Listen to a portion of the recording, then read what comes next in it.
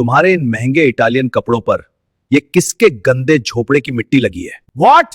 क्या बकवास कर रहे हो? एक मामूली सी नौकरानी के लिए तुमने मेरी 500 करोड़ की डील की मीटिंग मिस कर दी।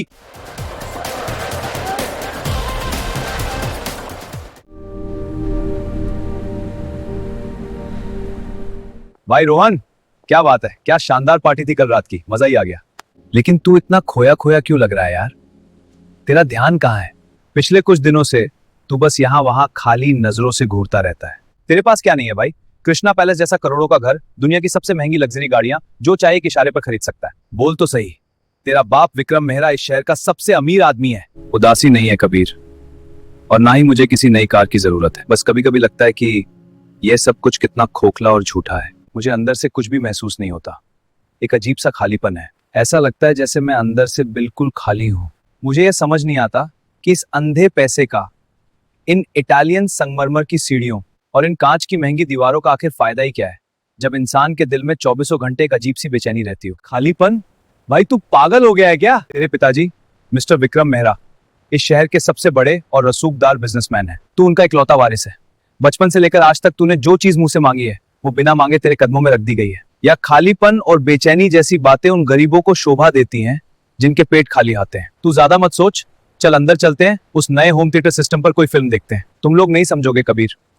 छोड़ो इस बात को, तुम लोग अंदर जाओ और एंजॉय करो। मैं थोड़ी देर अकेले यहाँ खुली हवा में बैठना चाहता हूँ। बस मुझे थोड़ी देर अकेला छोड़ दो, ठीक है?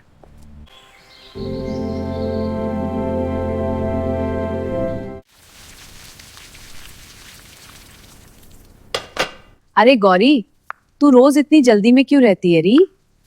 जरा सांस तो ले लिया कर थोड़ी। इतना बड़ा करोड़ों का घर है, ये अकेले साफ करते करते तेरी हड्डियां घिस जाएंगी। थोड़ा आराम कर लिया कर मेरी बच्ची। तेरी तो अभी खेलने कूदने की उम्र है। आराम मेरे नसीब में कहाँ है शांति काकी। घर पर मेरी माँ अकेली है और वो बहुत ज्यादा बीमार रहती है। उनकी खांसी रात रात भर नहीं रुकती। मेरा एक छोटा भाई भी है राजू, उसका भी ध्यान रखना पड़ता है। मैं जल्दी जल्दी सारा काम खत्म करके घर जाऊंगी, तभी तो उन दोनों को अपने हाथों से कुछ बनाकर खिला पाऊंगी। और वैसे भी साहब के इतने बड़े घर का काम बीच में छोड़कर मैं कैसे बैठ सकती हूँ? यहाँ से महीने के पैसे मिलते हैं, तभी तो मेरी उस छोटी सी झोपड़ी का चूल्हा जलता है काकी, वरना तो हम भूख से ही मर जाएं। भगवान तुझे हिम्मत दे बेटी। तेरी उम्र है स्कूल कॉलेज जाने की, पढ़ने लिखने की, अपने छोटे छोटे सपने पूरे करने की, और तू यहाँ इन अमीर लोगों के घरों की जमीनें चमका रही है। चल कोई बात नहीं, जल्दी से वो बड़ा वाला ड्राइंग रूम साफ कर ले। कल रात को छोटे साहब वहीं बैठे थे, उन्होंने वहां बहुत गंद मचा रखा होगा। अच्छा, क्या हुआ था? रमेश! ओ रमेश, कहाँ हो तुम? रमेश कहाँ हो तुम? जी साहब, आया साहब। बोलिए, क्या हुक्म है मेरे लायक? मेरी वो नई लिमिटेड एडिशन वाली सोने की घड़ी कहाँ है? मैंने अभी थोड़ी देर पहले यहीं इसी सोफे पर उतारी थी। मुझे अभी एक बहुत जरूरी काम से बाहर जाना है और वो घड़ी कहीं मिल ही नहीं रही है। घर में आखिर चल क्या रहा है? साहब, मैंने तो बिल्कुल नहीं देखी। आपने पक्का यहीं रखी थी क्या? मैं अभी पूरे ड्राइंग रूम में अच्छे से ढूंढता हूं।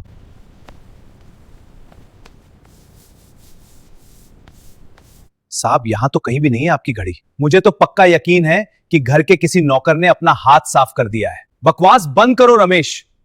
मुझे अच्छी तरह याद है कि मैंने यहीं रखी थी, पर अगर किसी ने चुराई है तो ये बहुत ही गलत बात है। साहब मुझे माफ कीजिएगा। क्या है? तुम यहाँ क्या कर रही हो? साहब, यह रही आपकी घड़ी। यह सोफे के नीचे कालीन पर गिर गई थी। मैं वहां नीचे झाड़ू लगा रही थी तो यह मुझे वहां पड़ी हुई मिली। आप इसे ले लीजिए। साहब, देखा आपने इस लड़की की चालाकी?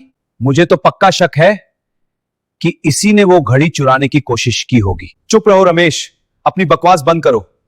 मैंने उसे बहुत ध्यान से देखा है। उसने वो महंगी घड़ी मेरी तरफ अपने दोनों हाथों से पूरे सम्मान के साथ आगे की थी, और उसकी आंखों में एक अजीब सी सच्चाई और बेबसी थी। उसके चेहरे पर लालच का एक कतरा भी नहीं था। अजीब लड़की है।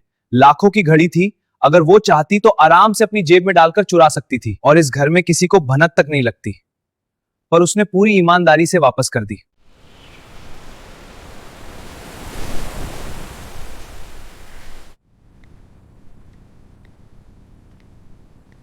अरे रमेश, जरा आना, कुछ काम है।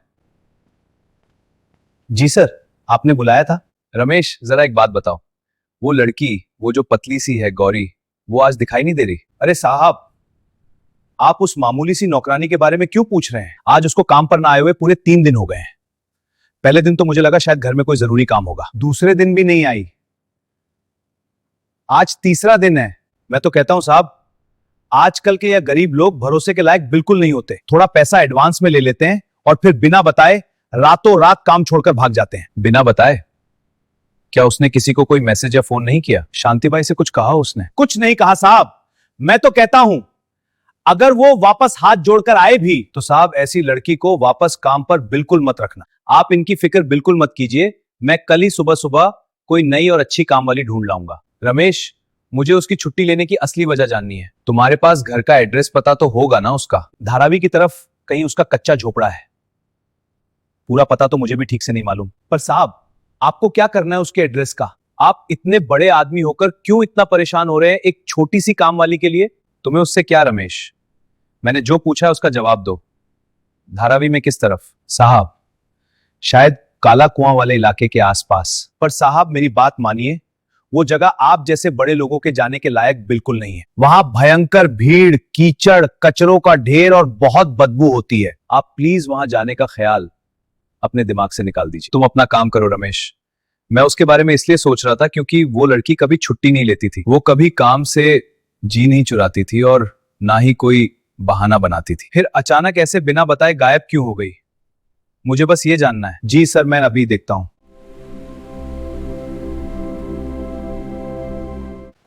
ड्राइवर, चलो जल्दी से गाड़ी निकालो। जी साहब, कहां चलना है आज? किसी बड़े मॉल में या सीधा आपके ऑफिस?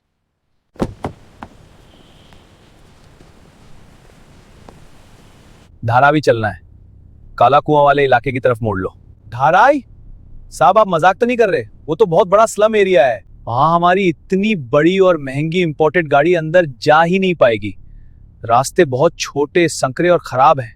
मैंने तुमसे बहस करने को नहीं कहा है, जो हुक्म दिया है वैसा करो। चुपचाप गाड़ी निकालो और सीधा धारावी चलो। मैंने जो कहा है उसे अच्छे से समझ लो। जी साहब।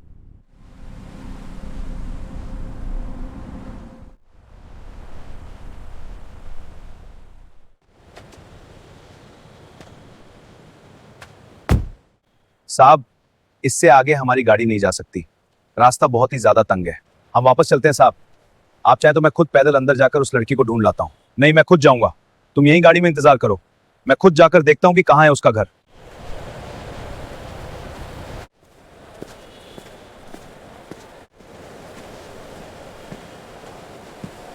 हे भगवान, ये कैसी जगह है? इतनी तंग और घुटन भरी गलियां, बीच सड़क पर गंदा और बदबूदार पानी बह रहा है। नंगे पांव छोटे छोटे बच्चे कचरे के ढेर के पास मिट्टी में खेल रहे हैं। मैंने हमेशा मुंबई को अपने महल की ऊंची इमारतों और एसी गाड़ियों के कांच से ही देखा था। सुनिए माँ जी। हाँ बेटा। सुनिए माँ जी, माफ कीजिएगा, यहाँ गौरी नाम की कोई लड़की रहती है क्या? वो शहर के एक बड़े घर में काम करने जाती है। हाँ बेटा, गौरी, वो तो मेरी पड़ोसन की बेटी है। क्या हुआ उसे? गौरी? हाँ बाबू, वो बेचारी तो आगे ही रहते हैं। वो देख रहे हो आखिर ये जो टूटी हुई सी झोपड़ी है, जिसके आगे मिट्टी का एक पुराना बर्तन औंधा पड़ा है, वही है उस अभागन का घर। पर बाबू, तुम कौन हो? इतने महंगे और साफ सुथरे कपड़े पहनकर इस कचरे वाले इलाके में क्या कर रहे हो? जी बहुत बहुत बहुत शुक्रिया माँ जी। मैं बस उसके काम की जगह से आया हूँ। या तो घर कम और बिल्कुल कोई खंडहर ज्यादा लग रहा है। अंदर से आवाज आ रही है किसी के बहुत बुरी तरह खांसने की आवाज। पानी, कोई एक घूंट पानी दे दो मुझे, मेरा गला सूख कर कांटा हो रहा है। गौरी और राजू, कोई तो पानी दो मुझे। माँ, पानी नहीं है हमारे पास, लूटो पूरा सूख गया है माँ। अरे बाप रे, ऐसा हाल है इनका। माँ जी रुकिए, मैं देखता हूँ। इधर देखो बेटा, कहाँ है पानी? वो वहाँ उस कोने में भी में थोड़ा सा पानी बचा है भैया, पर वो बहुत गंदा है, उसमें मिट्टी है। गंदा हो या कैसा भी हो, इन्हें अभी इसी वक्त पानी की सबसे ज्यादा जरूरत है। लीजिए माँ जी, पानी पीजिए। साहब, आप यहाँ मेरे इस गरीब घर में? गौरी, तुम्हारे हाथ में क्या है? ये आधी भरी हुई पानी की बोतल और ये छोटा सा दवाई का पैकेट। गौरी, तुमने किसी को बताया क्यों नहीं? तुम काम पर क्यों नहीं आई थी पिछले 3 दिन से? रमेश घर पर कह रहा था कि तुमने बिना बताए छुट्टी ले ली है। मैं तुम्हारा पता ढूंढते ढूंढते यहां तक आया हूं और यहां आकर देख रहा हूं कि तुम्हारी जिंदगी इतनी दुख भरी और भयानक है। माँ बहुत बीमार है साहब, मैं कैसे आती? यहाँ पड़ोस में भी कोई ऐसा नहीं है जो मेरी मदद करे। मैं अपनी बीमार माँ को और इस छोटे भाई को अकेला छोड़कर कैसे आपके घर काम पर आ सकती थी। मेरे पास किसी डॉक्टर को बुलाने के लिए एक फूटी कौड़ी भी नहीं थी। गौरी, तुम मुझसे झूठ क्यों बोल रही हो? मैं अपनी आंखों से देख सकता हूँ कि इस झोपड़ी में खाने का एक दाना तक नहीं है। तुम्हारे पास पैसे नहीं है ना? ये देखो, ये मेरा वॉलेट है, ये सारे पैसे रख लो। नहीं साहब, मैं ये पैसे बिल्कुल नहीं ले सकती। आपने हमारे इस गरीब घर आकर हमारा हाल पूछा, हमारे लिए यही बहुत बड़ी बात है। मैं बिना मेहनत के मुफ्त के पैसे कभी नहीं लेती। मैं किसी तरह खुद ही कुछ संभाल लूंगी। गौरी, ये कोई मदद या भीख नहीं है, ये इस वक्त की जरूरत है। बेवकूफी मत करो, प्लीज ये पैसे ले लो। नहीं रोहन, मुझे नहीं चाहिए। ले ले बेटा गौरी, ले ले वो पैसे। बच्चे बहुत भूखे हैं। ले ले बाबू से पैसे, ऊपर वाला भगवान उसे इसका 100 गुना वापस देगा। मुझे माफ करना साहब, आज मेरी लाचारी और मेरी मजबूरी ने मेरी खुददारी को हराए मार दिया। हम माफ कर दीजिए। गौरी, चुप रहो, मुझे शर्मिंदा मत करो। तुम बाहर मत जाओ, तुम यहीं इनके पास रुको, मैं खुद जाता हूँ बाहर। मैं अभी बाजार से जाकर तुम सबके लिए खाना लेकर आता हूँ।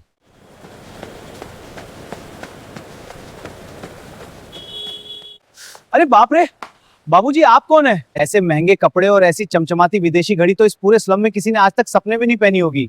मुझसे फालतू सवाल मत पूछो। तुम्हारे पास खाने पीने का क्या क्या है? चावल, दाल, दूध, ब्रेड, बिस्किट, फल, जो कुछ भी है सब पैक कर दो। जो कुछ भी ताजा खाने को है वो सब मुझे दे दो। जी जी बाबूजी, मैं अभी देता हूँ।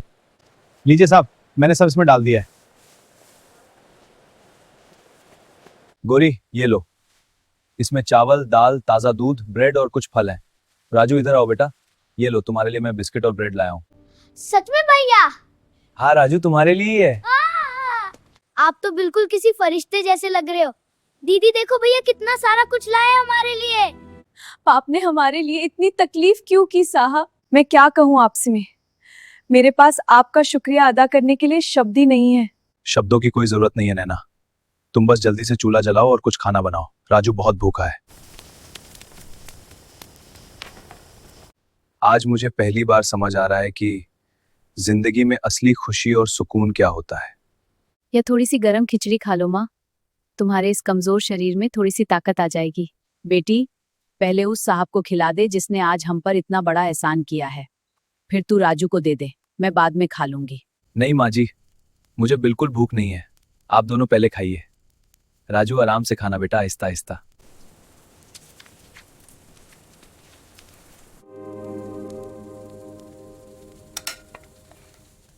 गौरी, तुमने पहले क्यों नहीं खाया? तुम भी तो पिछले 3 दिन से भूखी थी ना। उनके बिना मेरा पेट कैसे भर सकता है साहब? मेरी माँ मौत के मुहाने पर बीमार है। मेरा भाई अभी बहुत छोटा बच्चा है। अगर उनका पेट नहीं भरेगा तो मैं वो खाना अपने गले के नीचे कैसे उतार सकती हूँ? हमारे पास भले ही पैसे नहीं है साहब, पर हमारा परिवार एक दूसरे के लिए अपनी जान दे सकता है। तुम लोगों के पास पैसे नहीं है गौरी, पर सच्चाई यह है कि इस छोटी सी टूटी झोपड़ी में रहने वाले तुम लोग मुझसे और मेरे उस करोड़ों के महल में रहने वाले परिवार से कहीं ज्यादा अमीर हो, क्योंकि तुम्हारे पास एक दूसरे के लिए सच्चा प्यार है। मेरे घर में सबके पास अपने अपने बड़े बैंक अकाउंट और अपनी अलग दुनिया है, पर एक दूसरे के लिए ना तो वक्त है और ना ही प्यार। मैं अब चलता हूं। साहब रुकिए। क्या हुआ गौरी? आज अगर आप सही वक्त पर यहाँ नहीं आते तो शायद मैं अपनी माँ और अपने इस छोटे भाई को हमेशा के लिए खो देती। आपने आज हम पर जो एहसान किया है, मैं उसे अपनी पूरी जिंदगी नहीं भूल पाऊंगी। मैं जल्द ही आपके काम करके आपके सारे पैसे चुका दूंगी। यह कोई एहसान नहीं था गौरी, या तो मेरा इंसान होने का फर्ज था। अपना ध्यान रखना और अपनी माँ का भी। मुझे अभी जाना होगा। ठीक है। मेरा दिल इतनी जोर से क्यों धड़क रहा है आज? ये गंदगी या बदबू या शोर, अब मुझे इन सबसे नफरत नहीं हो रही है। मुझे इन हर चीजों में एक दर्द और एक मजबूरी दिखाई दे रही है। क्या मेरी पूरी जिंदगी एक झूठ थी? यह है असली दुनिया, जहां लोग एक बूंद पानी और एक सूखी रोटी के लिए तड़प रहे हैं। जल्दी से गाड़ी निकालो ड्राइवर। जी सर।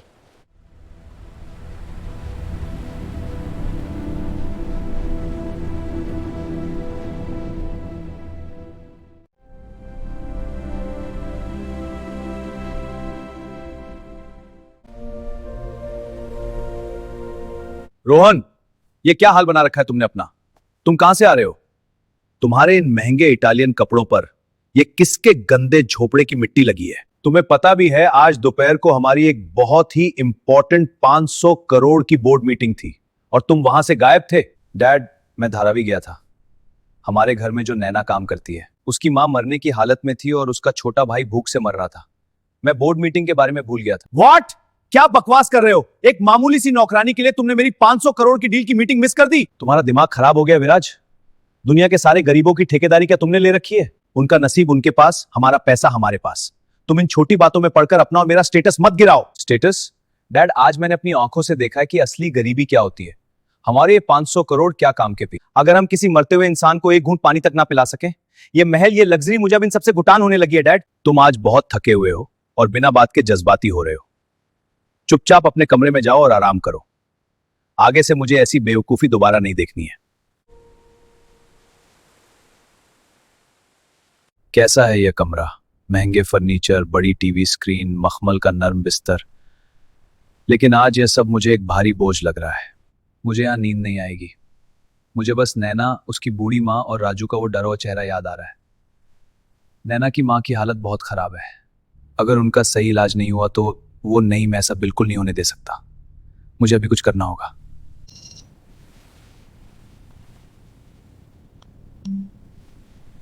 हेलो डॉक्टर शर्मा, मुझे माफ कीजिएगा आपको इतनी रात को फोन करने के लिए। क्या बात है, सब ठीक तो है ना घर में? तुम्हारे डैड की तबीयत तो ठीक है? इतनी रात को फोन किया। घर पर सब ठीक है डॉक्टर अंकल, पर आपको भी इसी वक्त मेरे साथ चलना होगा।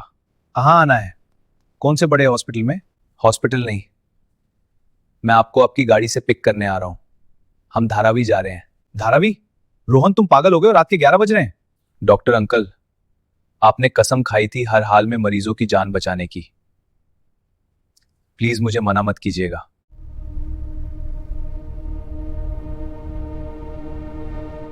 यही है डॉक्टर अंकल, संभल कर आइएगा, यहां कचरा बहुत है। हाँ रोहन। गोरी, मैं अंदर आ रहा हूं।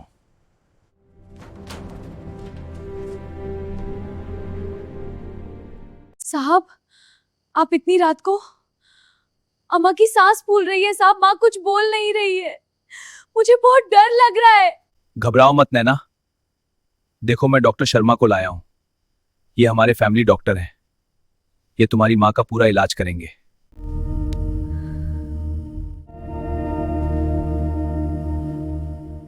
देखो बेटा रोहन, मैंने इमरजेंसी इंजेक्शन तो दे दिया है। इनकी हालत बहुत ज्यादा कमजोर है, मगर अब संभल सकती है। अगर दवाइयां और खाना वक्त पर मिलते रहे तो मां ठीक हो सकती हैं, वरना इनका बचना बहुत मुश्किल होगा। इनका शरीर अब और तकलीफ नहीं झेल पाएगा। माँ, हे भगवान, मेरी माँ को बचा लो। मेरे पास इनके सिवा और कोई नहीं है इस दुनिया में। मैं कहाँ से लाऊंगी इतनी सारी और महंगी दवाइयाँ? रोहन, तुमने आज सच में बहुत बड़ा और इंसानियत का काम किया है। ये लिस्ट लो, कल सुबह से इनका कोर्स शुरू कर देना। भैया, क्या आप कल भी आओगे? हाँ राजू, हाँ मेरे प्यारे भाई, मैं कल भी आऊंगा। तुम्हारा ये भैया कल जरूर आएगा। ठीक है राजू, तू अपनी माँ और बहन का ध्यान रखना। मैं अभी के लिए जा रहा हूं।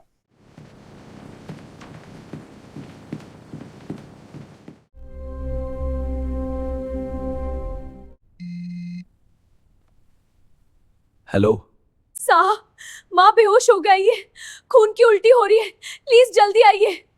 मैं अभी एम्बुलेंस भेज रहा हूं गोरी, और मैं खुद सीधा सिटी हॉस्पिटल पहुंच रहा हूं। तुम डरना मत।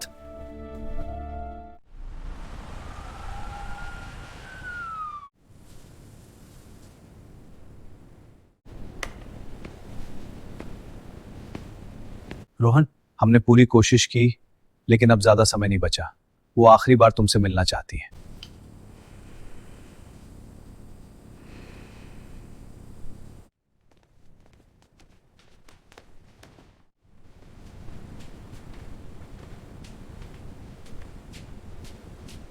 बेटा, गोरी और राजू का ख्याल रखना।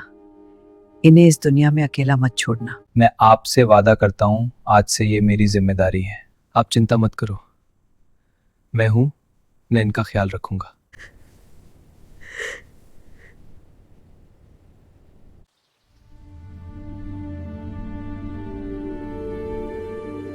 भैया, आप हमें छोड़कर तो नहीं जाओगे? अब तुम दोनों मेरे परिवार हो यार।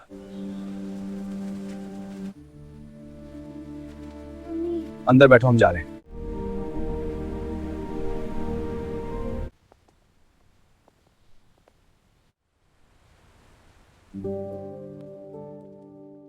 ये लोग हमारे स्टैंडर्ड के नहीं है। स्टैंडर्ड पैसे से नहीं, दिल से होता है।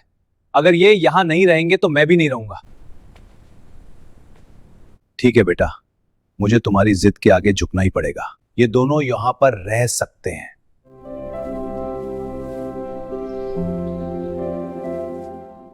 देखो मैं स्कूल से वापस आ गया। तो दोस्तों, अगर इस कहानी ने, रोहन के बदलाव ने, गोरी की आखिरी उम्मीद ने और उनकी माँ के उन आखिरी आंसुओं ने आपके दिल के किसी कोने को छुआ हो, तो इस वीडियो को तुरंत लाइक और शेयर करें। ऐसी ही दिल को छू लेने वाली और प्रेरणादायक कहानियों के लिए चैनल को अभी सब्सक्राइब करें और बेल आइकन दबाना बिल्कुल ना भूलें। मिलते हैं अगली वीडियो में, तब तक अपना ख्याल रखें। जय हिंद।